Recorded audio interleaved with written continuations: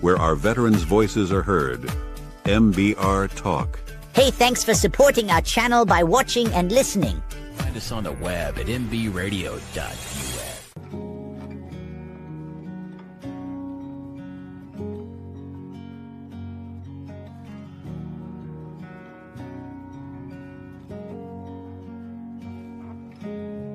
When life shapes us, when love anchors us, when loss changes us, we are not left behind.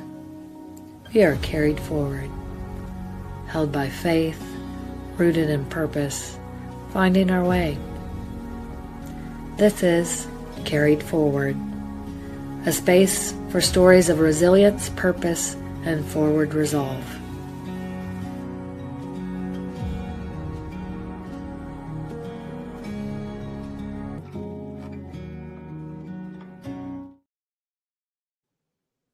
Hi, good morning, and welcome to Carried Forward. Today's podcast episode is going to be about religious trauma. My guest today is Megan Word, and she's just going to share with us that, sometimes spiritual wounds don't happen just in the world, but they also happen in places that we felt that we could trust. And she's going to just share a little bit about her story and who she is and how God has worked in her life in spite of the sins of others. And just welcome, Megan. I appreciate you being here today. You can just talk with me, and then you can, if you have something to say to everyone, you can just look out to them and talk to them. But it's just us having a conversation here. Okay. Well, thank you for having me. Yeah. Tell us a little bit about you, about who you are, and today. Okay. Well, I am a wife and a mom of 3. I am a tech CA for a chiropractic office. I'm also a certified health coach. So that's where my main background is. And we are not local to New Braunfels. We just recently moved here within the past 8 months. Okay. So Where yeah, did you move from? Southeast Texas. Okay. Yeah. Okay. Where specific? Between Lufkin and Beaumont. Okay, I know that. Woodville. Yeah, I know Woodville. Are you serious? Yeah, I was born in Orange, Texas. So, yeah, okay. We haven't had this conversation, but yeah, my Woodville, my great grandmother used to live there. Yeah. Oh my gosh, Yeah. really? Yeah. Oh wow. Okay. So I know that area. Okay, no family there now? And maybe some just like cousins of my mom, Yeah. I believe, still live in that area. Okay. Yeah, my mom's family, like her mother's family, Yeah. grew up in that area. What was the last name? Schulte. Hmm. Yeah. So Okay. yeah. But that's really cool. Not many people do know that No. area, like Woodville. Not at all. So what brought you here? Well, we lived our entire lives there. My husband was from the town next to Woodville, Warren. And so we were like rival schools. But we lived there our entire lives. And we kind of came to a point where he had changed careers and he was working remote. And, we're raising 3 little kids and they're at that age where you just kind of have to face the questions of, okay, what are we doing while we raise them, right? Like, is this going to be a small town thing? Because a lot of times where I come from, the common thing is you either move when you graduate high school or you stay there forever. Okay. That's the norm. That's the norm. There's a little bit of in between, but not much. So we had sold our house in town. And so we were in a position of what do we want to do? Which I get is a privilege. Like a lot of people feel like they don't have that opportunity, right? To where they can go anywhere. Yeah. And so we just kind of were thinking at first we thought we were going to be in the Houston area or the Dallas area. And then we had contemplated just building on family land and staying in the area for, indefinitely. But it was over an hour to get to anything, over an hour to get to even the nearest HEB, movie theater, any type of activity that we wanted to do with the kids. And we like to go, right? We like to do all that. So we were driving a lot to do those things. And my aunt actually moved here in 2020. And so we've been visiting her for the past 5 years. And it was this time last year that we came down for my son's birthday, and we just decided that it was somewhere that we could see ourselves being, and the rest is history. Oh, that's awesome. Yeah. And I met Megan at the chiropractor clinic, Max Living, that was our last episode. So that's where she actually works. Well, I'm glad that you family decided to move here. It's lots of people are deciding to move here. I know. In Braunfels. I know. Up and coming. It's like number, I don't know, 2 or 3 in the country. Yeah. Along with Georgetown, which I Mhm. remember that was there. But so just a little bit, what are some, I'm just going to ask you a couple of different types of questions just to get us kind of focused in. What are some things that bring you joy? And how would your friends describe you? Some things that bring me joy: being with my kids, being with my husband. You said you have 3. 3 Yes. boys or? No, 2 boys and 1 girl, Okay. but they're all between the ages of like 8 and 12. So, yeah, I mean, every moment that I'm not working, I'm with them and we're doing stuff, whether it be going to Schlitterbahn, going to Fiesta, Texas, going to Landa Park. Like, we're always doing something. Yeah, We're, there's lots of things to do. yes, we're never just sitting still. So yeah, I love being with them every chance that I get. How people would describe me.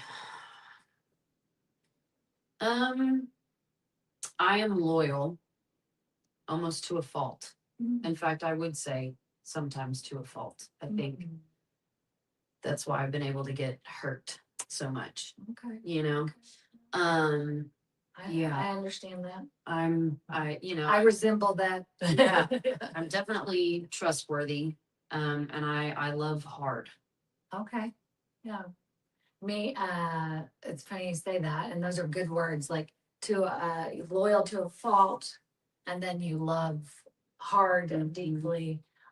Those are the people that, speaking from experience of me and my daughter, we're very much like that. And my daughter's 21. She's been on here. I love her. She's so cute. And I often have to tell her, like, there's nothing wrong with the way that you love. And same goes for you. There's nothing wrong with the way that you love.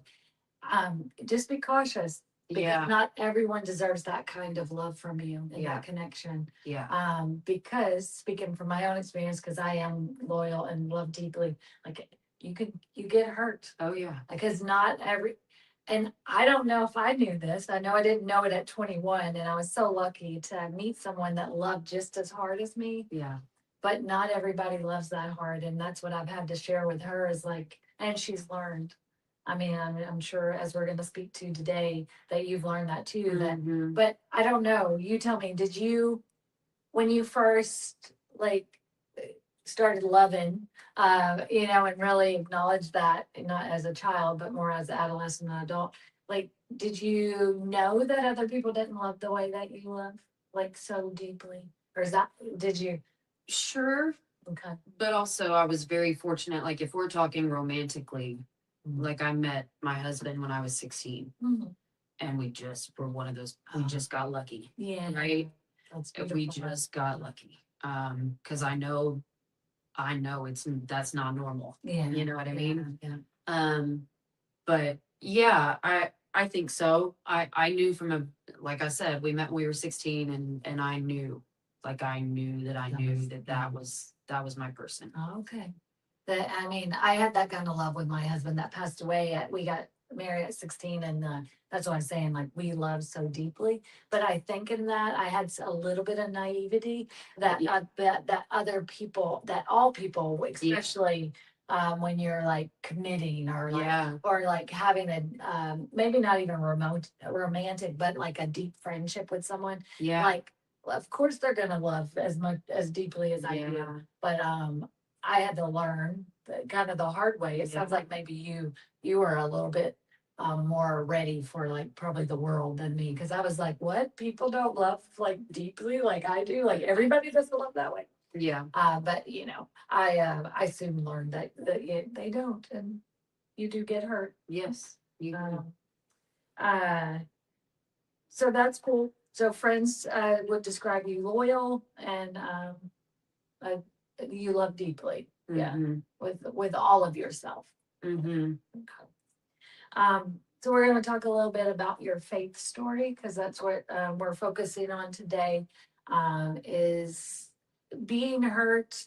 Um, and I'm calling it religious trauma. I don't know if that's an official term or not, but Yeah. yeah, but we'll use it today. Seems super serious, Yeah, right? right. Yeah.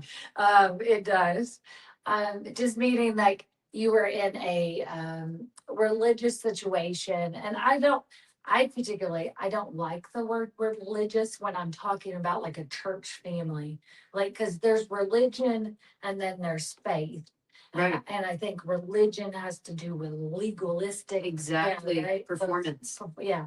And like faith and love and believing in Jesus and having a relationship with him. Yep. Inherently comes with some religion, but they're separate. They in are my very head, separate. in my head. Mm-hmm. So can you share as much as your story as you're comfortable with, in regards to being hurt, and it was in like a religious, Yeah. like a church, right? Yeah. Situation. Yeah. I do want to preface that this can be like, for me to other people, it may seem minor, right? Because I know of some stories where there's been some crazy stuff. You know what I mean? So I am very fortunate that this is minor. Being a Christian for my entire life, there's gonna come with some wounds, right? Yeah, Like you, because that's we're imperfect people that make up yes. churches. Yes. So I do want to preface that I acknowledge that my situation may not be as extreme as what other people have experienced. But I do also want to acknowledge that in this culture, we don't talk about what happens to people enough. Like when people are quote unquote church hurt, Mhm. I feel like it has this taboo on it where you're either looked at as, what did you do? Yeah. Right? Or like, okay, just get over it because God didn't do it. People are imperfect, Yeah. right? Yeah. So it's like one or the other. There's not a lot of grace or meeting people where they're at in that aspect, that I feel like nobody is looking to you. I feel like the best way to say it is like with what I experienced, there wasn't a lot of people that, not necessarily relatability, but like you can't talk about it, right? Like because then you're looked at as there's something that was that you did. Like there's two sides to every story.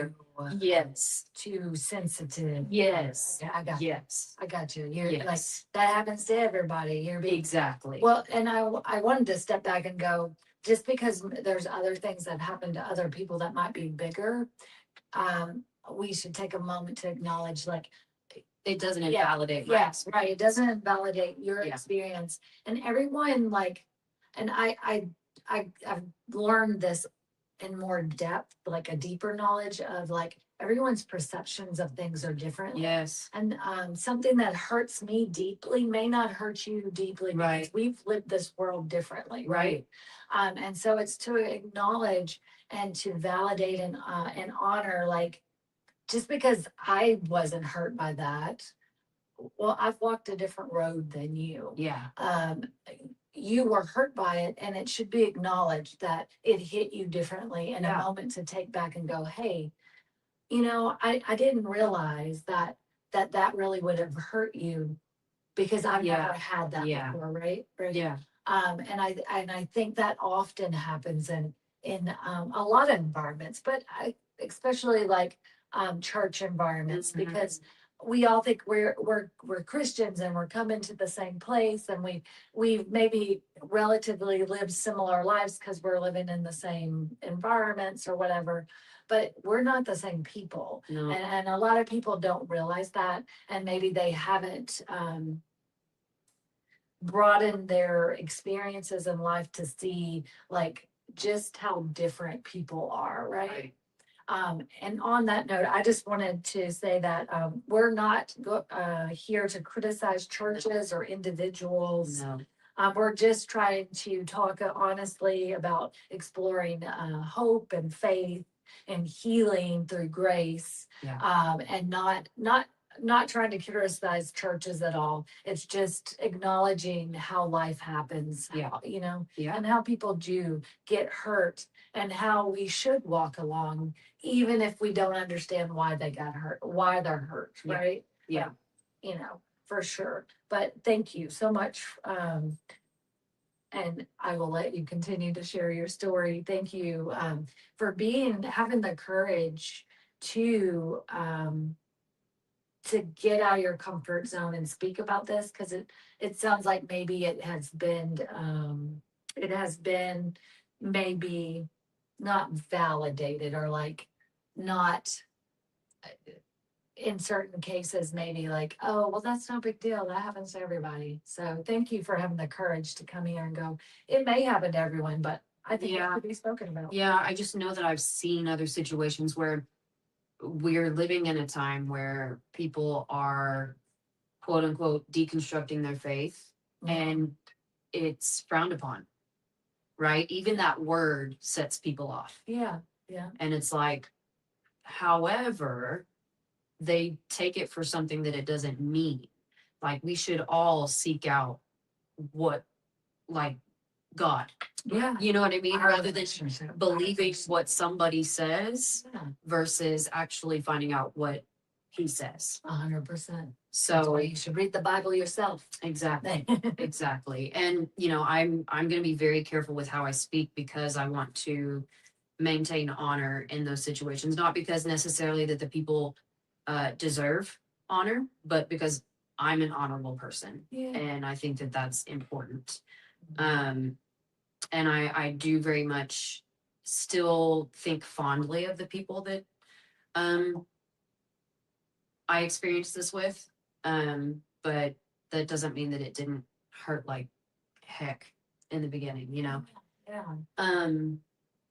But when my husband and I were young, like newly married, even before we were married, to be honest with you, he was a youth pastor in a church that I don't want to say grew up in. I mean, essentially he did grow up At in a that. very young age. Yeah, he grew up in that church. So we were young, and he was the youth pastor throughout us being married, and then into having our first child.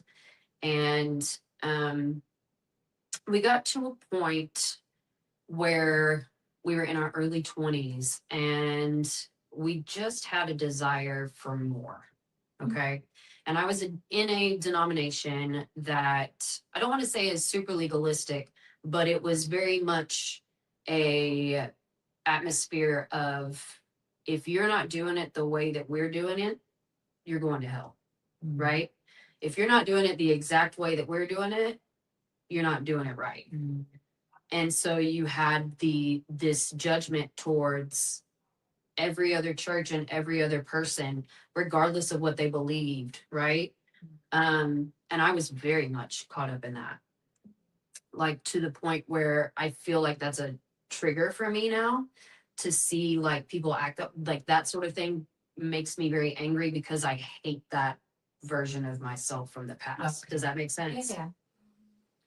So we got to this point where we were having prayer meetings with our best friends. And then it grew a little bit to like some family members outside of that. And then even some other church members that we were with at the time. And we were seeing amazing things, like just amazing God showing things, up. big time. It was just so cool. And it was so innocent. It was one of those things where we just wanted more. We just wanted to, just get deeper, Because you start to crave more. Yes. When you're like feeling the Lord and you're Yes. moving and working and you're like, I want to stay right here. Whatever I'm Yes. doing, let's keep doing it. Exactly. And it just, deep calls unto deep, right? Like, so like the deeper you go, the deeper you want to go, and the more he draws you, Yeah. And so we had it came to a point where we felt the leading to find somewhere else that would help us grow even more, Yeah. Not that there was anything wrong with where we were. We were there for almost 10 years, right? But where I come from, when you're in a small town, the misconception or the common belief is that apparently you're supposed to stay in the same church your whole life and die there.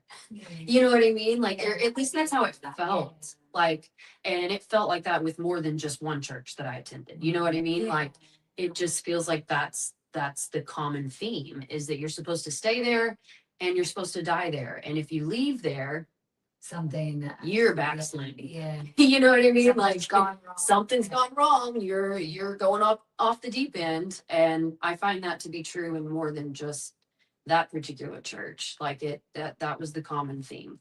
Yeah, no, I grew up in small town too. So I do understand that. Like, when you choose to go to a different church, they feel like It must mean that's something's wrong with them. Yeah. Like, something's we wrong. found something wrong Yeah. there. So, And that's not the case. Like, we all are living different lives, and we're being led differently, and we have different paths and growing at different speeds, right? So essentially we left. Now I will not say that like I said, we were early 20s. We were very young. We had never experienced something to this degree. And it was, I will own our fault in it, right? We were in a leadership position and we did not give them notice. It was like one of those things where it was like, and I think at the time, I very much recall why we did that. And it was because my husband felt like, if I don't do it now, like, I feel like I'm going to die tomorrow if I don't, because it just was so strong. Yeah. And instead of, like, he hadn't quite been mature enough to realize, like, that's not what that was. That was just like, that was the Holy Spirit telling you, yes, that is what you need to do, but there's a right way to do it. Right. Yeah. And so we didn't necessarily do it the right way. And I own that. But with that, it was horrible, because that felt like that was our family, right? Like, we had been there 10 years and I was closer to some of them than I was my own family, right? Like, you have people that you look up to, and that pastor was my husband's mentor. And like, it was just, and They had helped you walk through some hard times. yeah, well, he was like a father figure to my husband, right? Like a spiritual father figure. And so, yeah, it felt like things were somewhat clean when we left. Like, there was some pushback in regards to that, but at the same time, it was very evident that, like, this was what we're doing.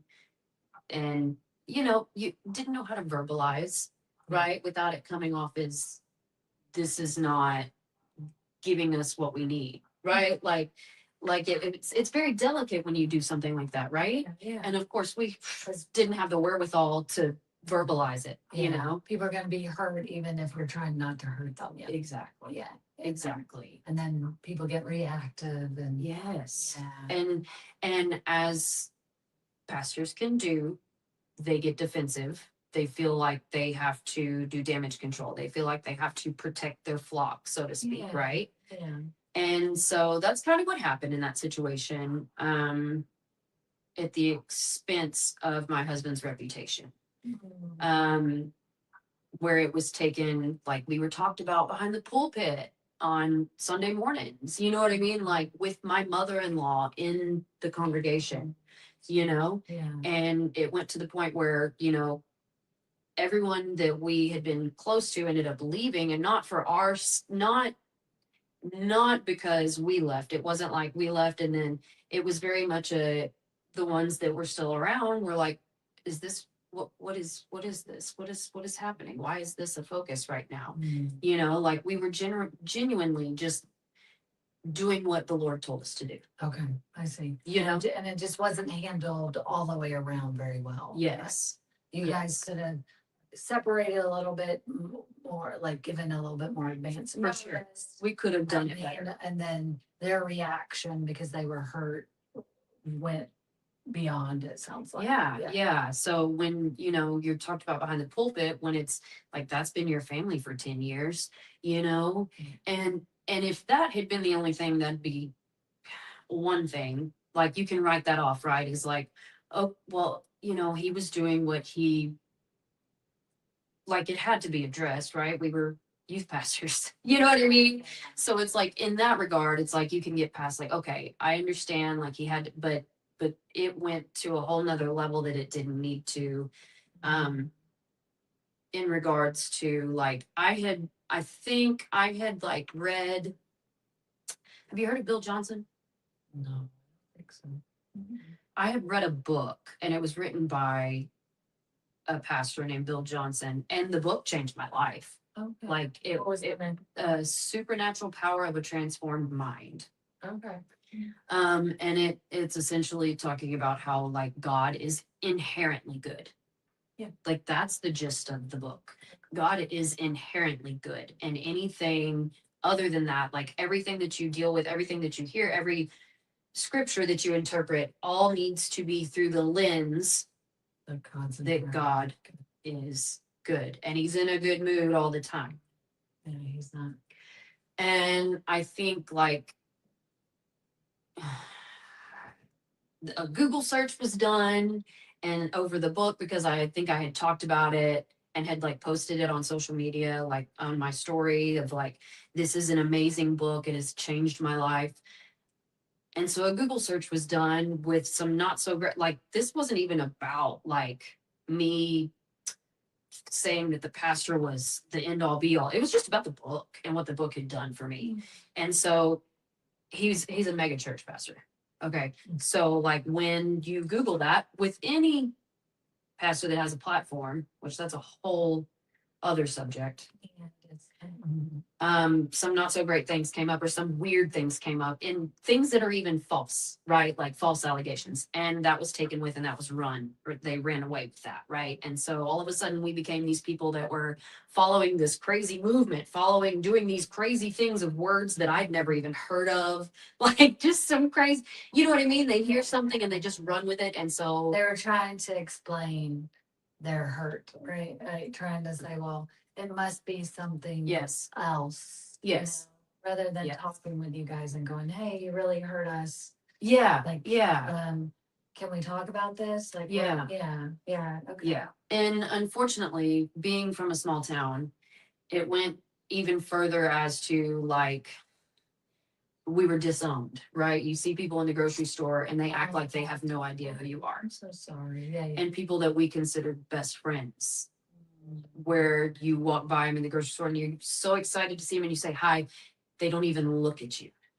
Okay, so that's a different side of things that not everyone has to face. Like I'm sure a lot of people out there have dealt with like maybe moving churches and dealing with that church group, kind of having problems with you.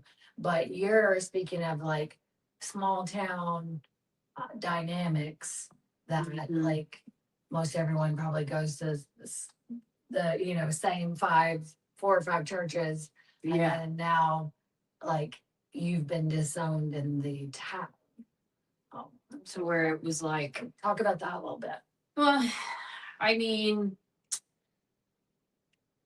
the church itself was known to be a little extreme, right? It had that reputation. Okay, the church that you. Yeah, it had that reputation to be a little extreme on things, a little kind of crazy. And that's just the way when you're in a small town. You know what I mean? Like anything that's Their beliefs Mhm. and how they've walked out their faith. Mhm. Okay. Mhm. Okay. Yeah, which comes in certain territories, right? Like that's just the norm, and that's fine. But yeah, so that was it in and of itself felt is it okay? In and of itself felt like it felt like a divorce.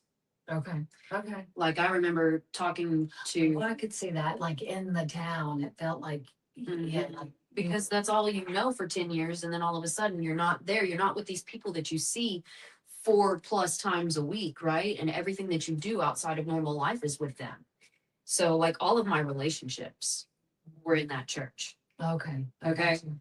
And so for that to happen and then for it to just be So cut off was horrible.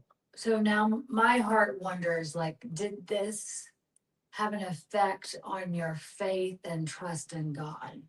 So that, Thankfully, no, I had a good enough foundation that, and like I said, the reason why we left is because God was moving so much in our life and we felt led to do that. convicted to, yeah. Yeah. So in that sense, thankfully, no, because we had that was the reason we were leaving.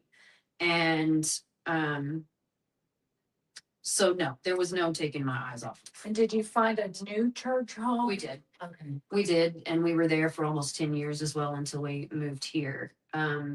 But similarly experienced some not so great things from that, right? You know, I think it I don't want to say that it comes with the territory because that will keep people from pursuing a church. Right. Okay. I see what you're saying. Yeah. I mean, like we had said earlier, is like churches, no matter where you're at, they're made up of imperfect They people, are. right? They are. And that's something that you hear when people talk about church hurt and why they don't go to church or why they, and I, yes, that's true. It's imperfect people. However, Yeah. we've got to do better. Right. Yeah. I was just gonna say, like, that's an explanation, not an excuse, right? It explains why people don't know how to behave sometimes. And then it means that, yeah, we do have to do better and like have conversation. Yeah. And like instead of making up rumors and not getting the true facts, like go Yeah. and talk to people and go, Yeah. okay, like be big enough and bold enough. In the Bible, it actually has steps on how you're supposed to do that. And you're supposed to go in private to speak to people first, right? Yeah. Right. And Yeah. then if that doesn't work, then you bring someone else with you and you speak to them, right? Yeah. Right. We tried that avenue too. We did try that avenue later on, but it didn't affect how I viewed God. Okay. It didn't affect my faith. It affected my faith in people. It affected my relationships with people. It has affected my relationship with the church. Okay. Very much so. I'm still, healing's not linear. No, never is. Never is. And so I'm still healing from some more recent things and that are similar in and of themselves. It has definitely made me to where I have no desire to be involved. We go to church, but no desire to be involved in the church. And I am only speaking for me. I am not speaking for my husband. I am literally only speaking for me. It has made me be very hesitant. I have walls up. Mhm. And while we go to church, and I love where we go and I love the pastor, I have no desire to go to any outside events from Sunday morning. I have no desire to make friends with anybody in the church because every relationship that I have had that is tied to people I go to church with, Mm. I've been deeply, deeply hurt by Okay. Okay. every relationship. Yeah. So I feel like the way it is showed me is that if you have friendships within the church that you go to, that's the only reason you're friends is because you go to the same church. Oh. So once you leave the church, they want nothing to do with you. Oh, yeah, that hurts my heart. And Right. that's tough, right? Like, I mean, and no, I mean, I can see why you feel that way, right? yeah, Yeah. I mean, yeah, we're talking like relationships that have lasted 10 plus years, and all of a sudden, That's not, I will say this though, that's not how it should be, right? no, I know. Yeah, we walk in community, um, and it should be beyond the church walls. Yeah. And it should be on, like, you, um, you go to the same church as me. But, I've known so many people, unfortunately, um, that, because as I said that, as I spoke those words, like, you go to the same church as me, I have several different hurts people I know in my life that, like, because other people didn't go to the same church as them, or they stopped going to the same church, like, some, like, they treated them so differently. Right? Yes. Yeah. Yes. And that's what's crazy is like you get treated differently, Yeah. and it's like, well, I thought this was way more about the church that we attended. Like, I thought it was way deeper than that. And It was about, you felt it was more, you were hoping it was more about who you are as a person, yes, not because you happen to go to the same church as me. yes. Oh. Or because we are living identical lives and beliefs, believing the same thing, right? Like, and I'll be the first to say that over the past like 5 years, my husband and we have really like just went through every belief that we've had and thought, why do we believe this? Is this the correct way? Done Right? Inventory. Yes. Mhm. Yes. And we've changed a lot of our beliefs, right? Yeah. And people get threatened by that. Yeah, they're scared. They're scared. Yeah. They get threatened by that, and they think that means that, I don't know, that somehow it gets in the mix of like, we must not be as close to God anymore or something. It's like, no, I'm closer than I've ever been. You don't it We have moved further and further and further and further away from performance driven relationship, right? Right. Yeah. And more of seeing him as he truly is, right? Yeah. Having a true relationship with him rather than doing all the Yeah. things. Yes, doing all the things, and people are so caught up and yes, your life when you are living for Jesus looks a certain way. It does. Yeah. But we cannot put in a box how that looks, right? And there are nuances to that I think the church gets so hung up on. Well, you can do this, but you can't do this. And you can do this, but you can't do this. You can be with these people, but you can't be with these people. Like, it's rooted in control. Yeah. And it should be coming biblically based. It shouldn't be like, oh, opinion based. Like, oh, we don't like those people. So that means that they're not Christian or they're not believers or yeah.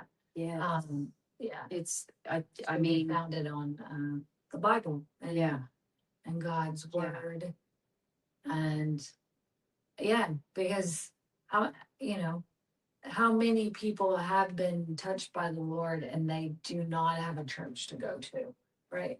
Like I mean, around the world, that is what I'm thinking. Yeah. Of. Yeah, it's beautiful, beautiful to have a place to go and worship, and people to go and be with, Mm-hmm. and community to have access to, and people to call you on your BS, right? Yeah. Right. That is, it is. I think that's important, but as it sounds like you and your husband have been doing, it has to be coming from a place throughout. I mean, that's my opinion. that is not opinion, that it's biblical, right? Right. Right? It's not, oh, you shouldn't do that because that's not like us, right? Yeah. Yeah. So Yeah. I can see how that would make you super sensitive, like if time and time again that's what you keep Yeah. running into. Yeah. Yeah. And it's tough because we believe things because grandpa said it, right? Yeah. And his grandpa believed it, and his grandpa believed it, and you come down the line and some ideas can be met and changed a little bit, but it's tough because the Bible can be interpreted Yeah. any way that you want to interpret it, if we're being honest, right? Yeah, it can be. Yeah. It can be skewed any way that you want it to be skewed. Yeah. And so and we realized that, and that's where we took everything and we, had some pun intended come to Jesus meetings about some things, Yeah. things that we were super judgmental on and things that we were super like adamant about. God's like, hey, so what if I told you this? Yeah. Would you be offended? Would you be offended if I did? Would you be offended if I had if I turned water into wine in front of you? Right. Right. Like, He did that, by the way. exactly. He did. Yeah. You know what I mean? Would you be? I mean, how many people did Jesus offend? Exactly.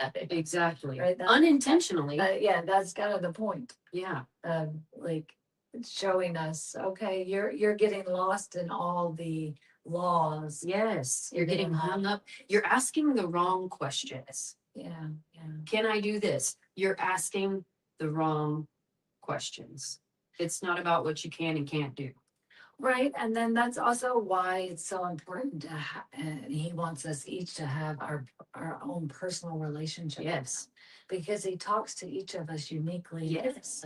Right. And I think that's so essential. That, yeah, if anything, if you get anything on this podcast is like have your own relationship with the Lord. Yeah. Right. Yeah. Don't let your church dictate your Right. relationship. Don't let your friends or your family dictate your relationship And your beliefs. Like have your own relationship with the Lord and have him speak to you in regards to. Now, I will say that churches are, like I said before, are really just beautiful places. They're supposed to be beautiful places that you go and you are held like accountable, because we all have sinful natures, right? And we can all like read something and make it sound just like what I can do that. But that is why like we all should be able to trust the people that we are in community with, right? Be it a church, be it the people that you have Bible study with, or maybe you're not going to church, but you're just having fellowship with them. Like you should be able to trust them and question, right? I do have a question. Can you help me? Can you walk me through this? Yeah. Right? Where does it say it in the Bible? And can you explain that to me? Yeah.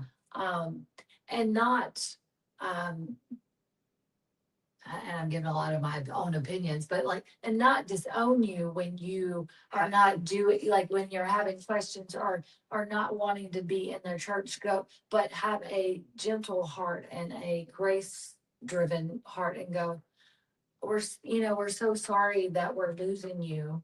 Yeah. Can we talk to you about this? Yeah. Like what is going on? Yeah. Be, inquisitive rather than disowning. Or even when somebody has a different belief or a different opinion, or they're trying to bring it to you and they're like, hey, so this is what God's telling me. And it's okay. For the record, we're not all going to believe the same thing. No, we're not. Like no one is going to have the exact same beliefs. Like that's not life. Yeah. We all have different experiences which shape our perspectives. Yeah. Like it's just not going to happen. And we have to be okay as Christians the most powerful thing that I have learned in my life that has been the most freeing thing is letting go of the need to be right. Oh, 100%. So good. Yes, yes. Like that in and of itself, like you don't have to be right. No, no, that's not the point. That is It's not the point. Yeah. It's not the point. That's not even the point. That's not even the point for a pastor. no, no. The point is to love, Yeah. right? Yeah. And that looks like something. You know what I mean?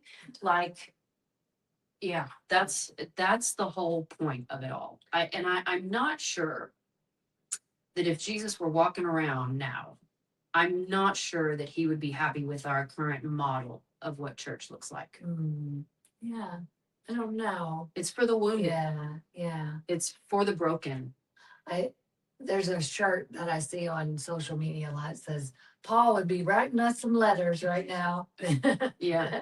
And Yeah. we would be getting some letters. I think we get caught up, and I think it's in our human nature, to be honest, the control aspect. I think a lot of times we get caught up in control. Like I think about how judgmental I used to be and the hurtful things that I said to people that I loved and family members because they didn't believe or live the way that I thought they should. Why? Because it should be from a place of love. Like yes, yeah, but it was not from a any place of condemnation. it was of condemnation and self-righteousness. Yeah. Right. And that's we've lost the plot. Yeah. You know, Yeah. we've lost the plot. And I feel like a lot of times when we're met with things that we don't agree with, we don't know how to be like, hey, that's okay. You can believe that. That's totally fine. Not for me, but that's, you know what I mean? I feel like Christians have the hardest time doing that.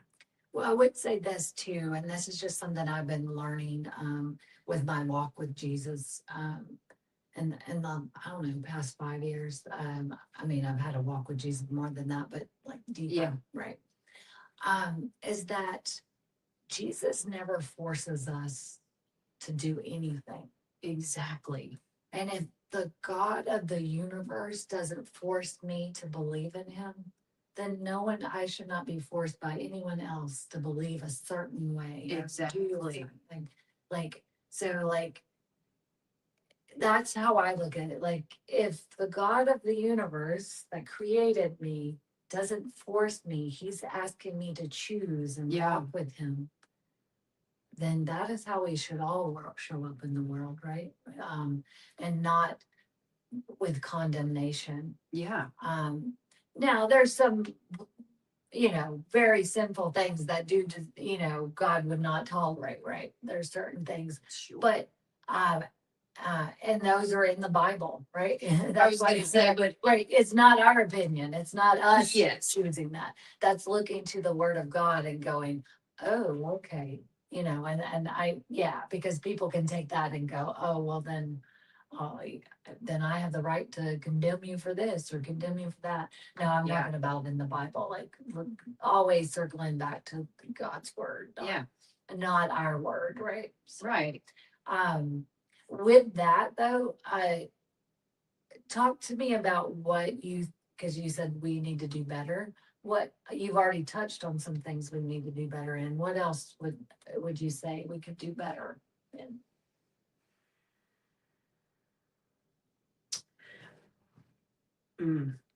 That would have helped you. Like, no, I'm not just saying like, oh, let me, Right. get on my No, in this specific soapbox. instant. Yeah.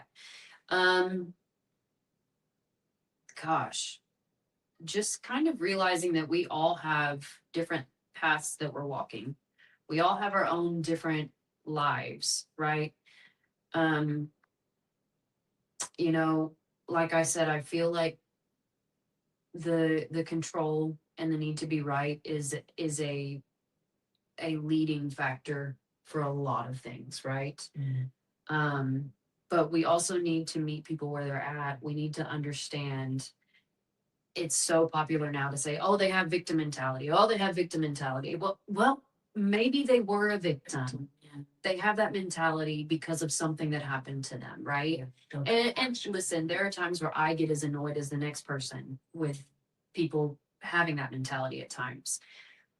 But if they could get out of that, if they saw themselves in that, they wouldn't be doing it. You know what I mean? Like, They felt more understood. Yes. Compassion. yes. And like our pastor has a saying that we are badly broken, or it's the confession in our church is we are badly broken, but we are deeply loved. Mm. So Love that. just coming to the realization that we're all broken, but the solution to that is we're deeply loved. Mm. Mm. So true. And we have to just look at others from that perspective of that should be at the forefront of everything that we do. Love. Yeah, because just this is my own perspective of your story. Is that a lot of things happened out of fear, Yeah. right? Yeah. And when we um, react or respond, even in my own life recently, I've seen this from a place of fear, and we don't always know that it's a place of fear. that we Right. react. It's almost like an instinct, Right. right? But if we pause long enough, especially when we're hurt, to go, oh wow, am I doing this from a place of fear or a place of love, right? That for me, my own personal like things that have come up lately for me, I've had to step back and go, oh, am I doing this from a place of love? Because sometimes, uh, and I know you probably get this as a parent, and I would think as a pastor, he probably feels like a parent of his. Right. Yeah, right. Right. We often go, oh, but I'm doing that from a place of love. But recently, I've had in my own face with my daughter going, maybe that is really a place of fear that is I'm shrouding in. That's from love, like because I love her so much, I'm protecting her, loving her. But if I pause for a minute, and I only mention this because I think it's very similar. But if I pause and I really look at what I'm doing and why I'm doing it, I go, oh, that's because I'm scared, right? Yeah. So I think to your point being like, stop working from a place of being fearful, but more towards a place of love. Like that was what you said, like coming from a place of love. Mm-hmm. And I think so many times we get love and fear Yeah. mixed up. Yeah. It's so easy, especially when we feel that we need to protect something. Yeah. Or someone. Yeah. Right. Or like in it, pastors take it as a threat, yeah. and it's yeah. And I couldn't imagine. I've never been a pastor. I couldn't walk in those shoes. How difficult that line is to walk. Trying to protect your congregation, and walk out things. But there are things that that even pastors get wrong. That you gotta, and they need to humble themselves and go, hey, oh, I got that wrong. Yeah. Please pray for me and help me get that better next time. Yeah. So so acting from a place of love, you were saying, and then what else? What are some other things that? I mean, in my situation, let's not take our personal affairs behind the pulpit, and use people as punchlines and use people as ammo, right? Or one-liners for things, or getting your jabs in kind of thing. Don't make private matters public. Yeah. For use. Okay. I feel like a lot of times pastors have, or in my experience, there can be hidden motives behind some of the things that they say. Like they're wanting a certain person to hear a certain thing, right? You know what I mean? Yeah. So they say certain trying things. to use it as a lesson. But maybe it's never gonna never gonna go the way you want it to. Not a proper usage. It's gonna go the opposite. Every time. It's gonna do the opposite of your intent. For sure. Well, I want to say that I'm so sorry that happened to you, and that it does, but it sounds like you didn't lose your faith. No. You've stayed, if nothing else, maybe it built a closer relationship with you and the Lord. It sounds like, and your husband, like your own personal relationships. What do you feel? Do you feel like you'll ever be able to overcome your hesitance or your not wanting to be in church community? How? Oh gosh, Yeah. that's tough, right? Is it something you're trying to work on, or you're like, I'm not there yet? I'm definitely not there yet. I see why people get so turned away from even going to church. I very much see that. I have an example to set for my kids. Yeah. But I very much understand why people are just like, I'm good.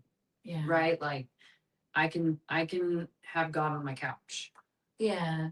I very much understand, and I'm not defending any of that, right? Like No. this is coming from hurt. Okay. And I acknowledge that. Yeah. I hope, and I will say, living in a bigger town, dynamics are very different. Yeah. I can already tell. Dynamics are very different in church.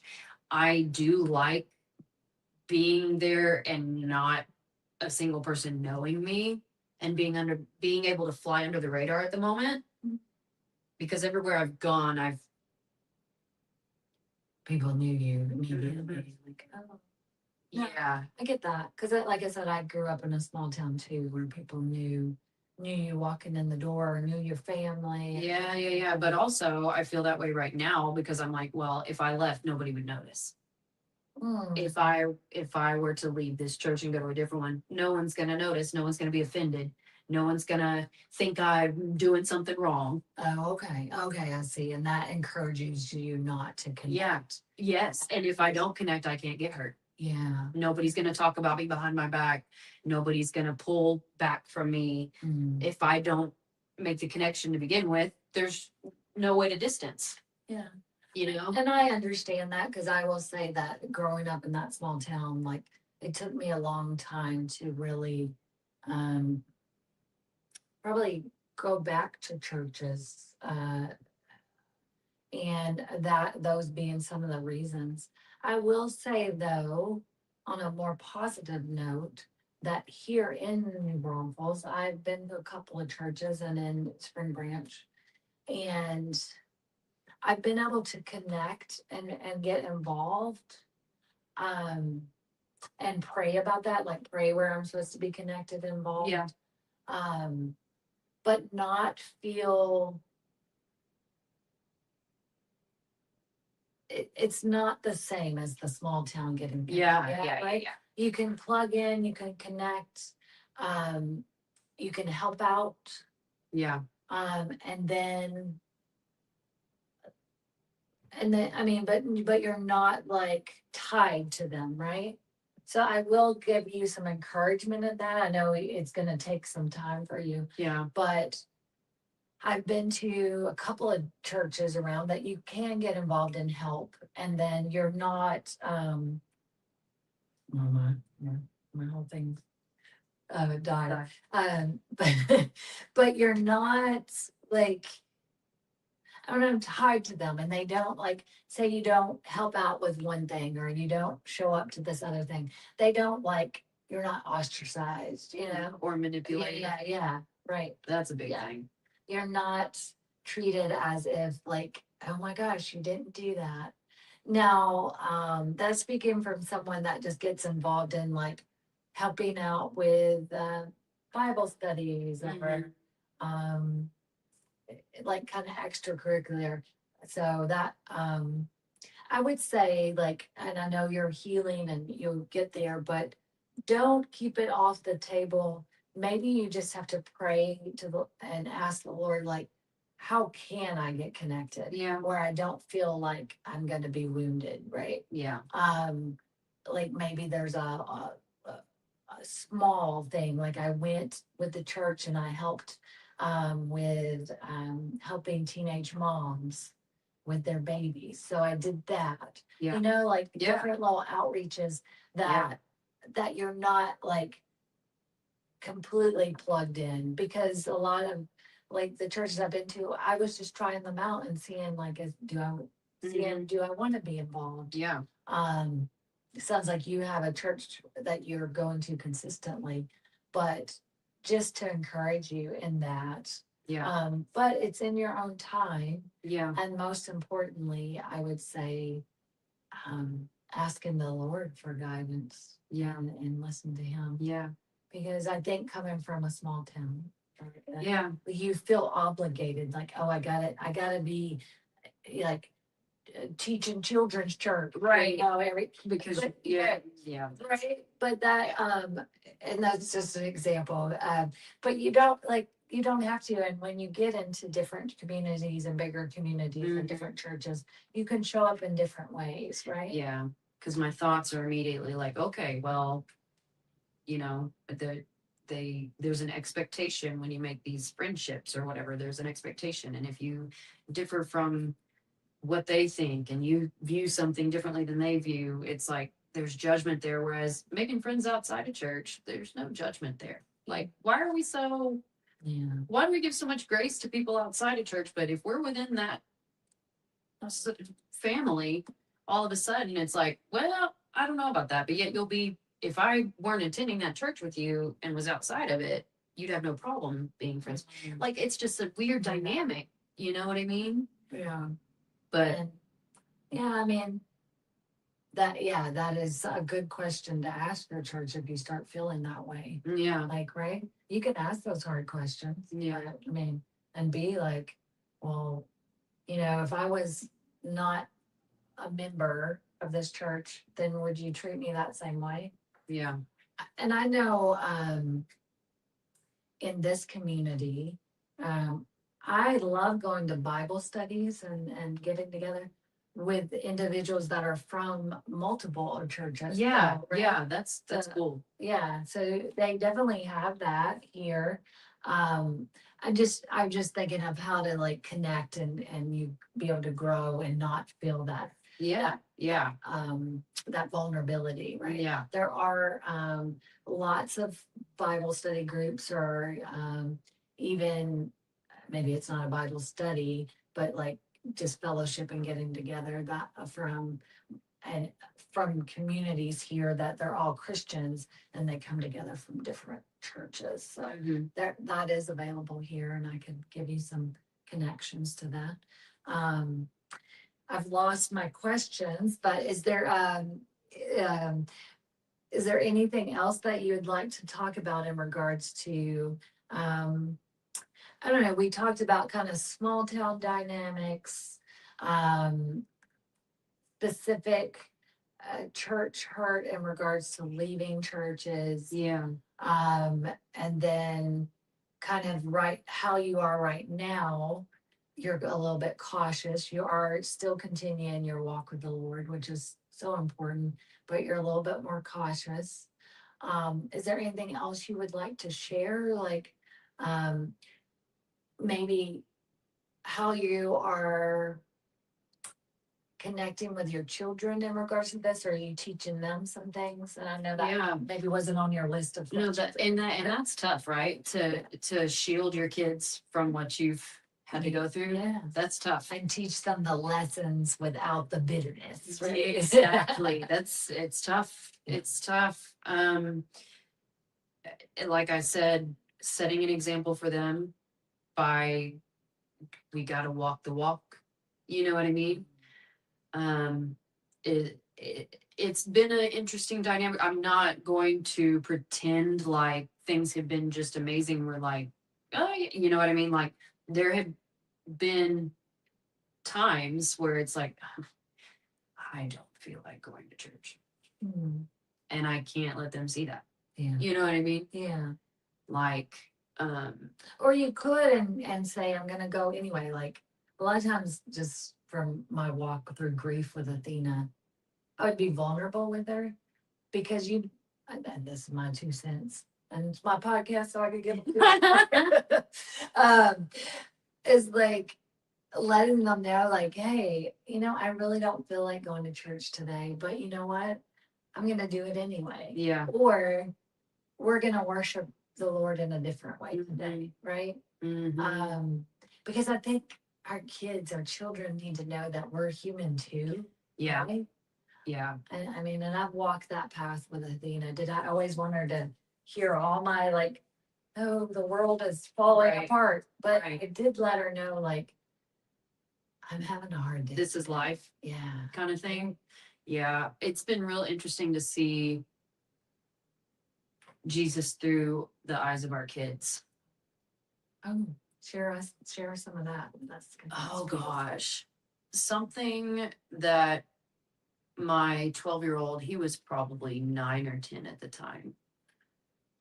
And like I said, we have been asking some really hard questions for the past 5 or 6 years. Okay. And this was in the middle of us just contemplating what some things were in the Bible. And I believe my husband specifically asked him, like, hey, so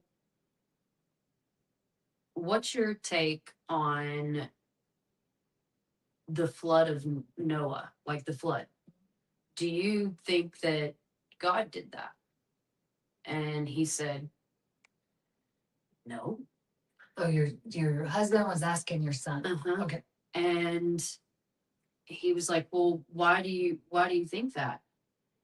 And he said, well, because God is good and he's a good father. So why would he send a flood to kill everybody? Yeah.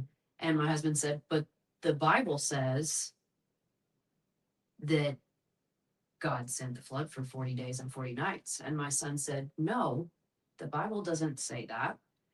How about God knew it was going to rain for 40 days and 40 nights, and he sent Noah to build something for everybody to be saved, and they didn't listen. Yeah, he did tell them. Like, Noah was warning. And when I tell you that we were both taken aback. And that's what I'm saying, like the things that we have always been taught, that we can't even see in front of our eyes, that things are not always what they seem as we've interpreted them. Right. Well, that's true, because we've always been told a certain way. Yeah. Like, yeah, that's good to get like a child's perspective on that. Yes. It's really good. Like, how can a God that tells us not to murder? That's a whole nother. Yeah, that's a deep thing. That's not for today. No, that's a deep thing. But that's just one of the examples. Yeah, where- no, yeah, and he did. Well, so this was always placed on my heart, because we live in a fallen, broken world, right? Mhm. And like we talked about earlier, God doesn't force us to do anything. He gives us choices.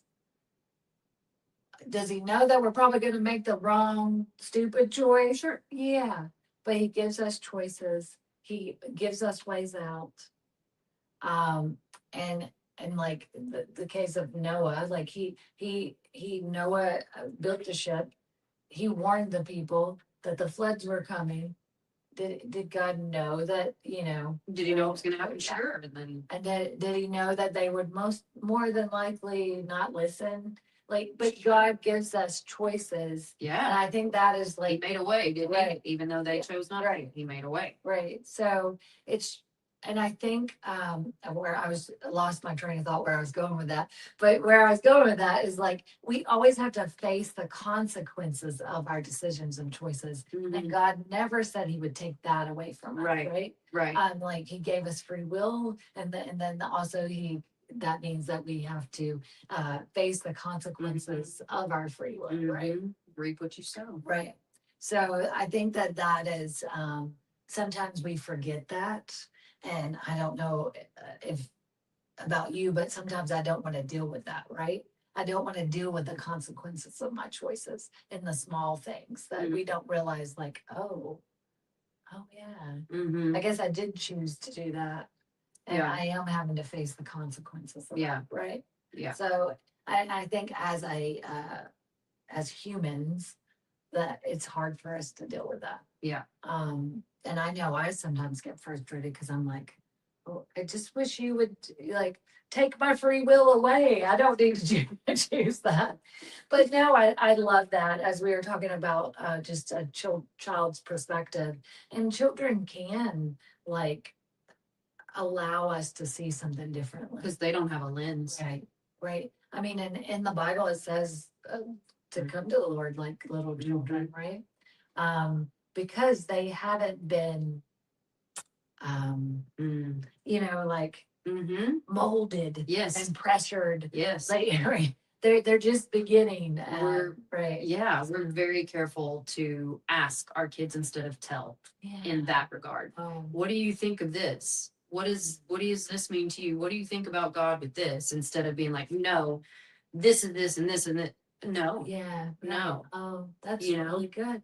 Yeah. Because a lot of times their answer will shock you and teach you.